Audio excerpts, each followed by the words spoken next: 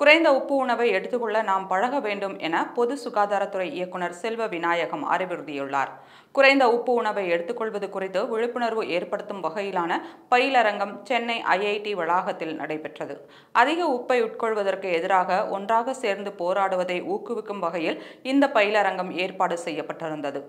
பொது சுகாதாரத்துறை இயக்குனர் செல்வ விநாயகம் கலந்து கொண்டு பயிலரங்கை தொடங்கி வைத்தார்.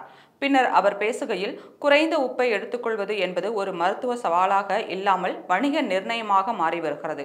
ஒவ்வொரு உணவிலும் உப்பின் அளவை தெரிந்து கொள்ள வேண்டியது அவசியம். ஒரு நாளைக்கு 8 கிராம் அளவு உப்பை நாம் எடுத்துக்கொள்கிறோம். எனவே முடிந்த அளவு குறைந்த அளவு உப்பை எடுத்துக்கொள்ள வேண்டும். இதை பின்பற்ற முதலில் கஷ்டமாக இருக்கும். ஆனால் பின்னர் நமக்கு எளிதாக பழகிவிடும். சில நாடுகளில் மக்களின் நலன் கருதி இவை கட்டாயமாக்கப்பட்டுள்ளன.